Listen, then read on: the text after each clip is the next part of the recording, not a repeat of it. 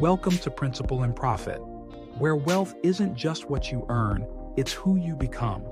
I'm your guide, your coach, your voice of reason in a loud financial world. This is where mindset meets money, where discipline builds freedom. Let's talk about the things they should have taught you, but didn't. Ellis didn't grow up with much, but he always believed in more. Not just more money, but more peace, more space, more breathing room. So when the moment came and the salary jumped, he did what many dream of doing. He moved. A new house, a better zip code, a garage door that actually worked, granite countertops, crown molding, and a mailbox that didn't lean to one side. To everyone else, Ellis had made it. But inside, things felt off. The bills were heavier. The sleep was lighter.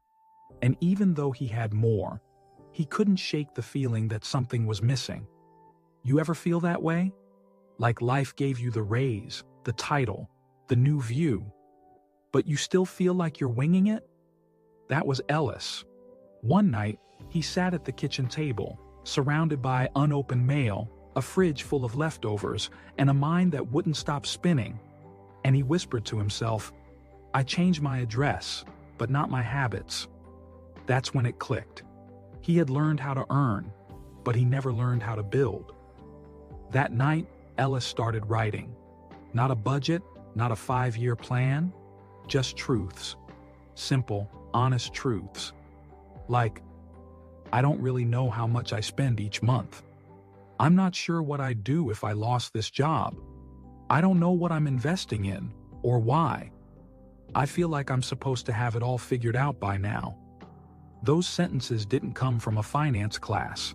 They came from knowing himself, and that was the beginning of wealth. Here's what Ellis came to understand. Wealth isn't just about what you make, it's about what you understand. You can have a high income and still live paycheck to paycheck. You can drive a luxury car and feel like a fraud. You can be praised at work and still panic at the thought of retirement. That's why the first principle of wealth is knowledge. Not stock tips, not crypto trends, but real, grounded personal knowledge. So Ellis made 3 promises to himself. First, he'd build a safety net. 3 to 6 months of expenses, tucked away, not to flex, but to breathe. Because stress doesn't care how much you earn, it only cares if you're prepared. Second, he'd start investing early. Even if it was small, even if he didn't have all the answers. Because the goal wasn't to time the market perfectly, it was to trust that time in the market would do its work. Third, he'd ask for help. No more pretending to know it all. He'd sit down with a real advisor, someone who didn't just talk numbers, but helped him protect what he was building. See, Ellis realized something most people miss. Making money is loud, but building wealth? That's quiet work. It's waking up with peace instead of panic. It's knowing you can weather a storm without borrowing against your future. It's seeing your money serve you, not the other way around. So if you're listening today, and you've upgraded your address, your car, your wardrobe, but you still feel behind, unsure, a little afraid to open your banking app, start here. Start with knowledge, not of the market, not of what your friends are doing. Start with knowledge of you, because without it, all you're doing is earning.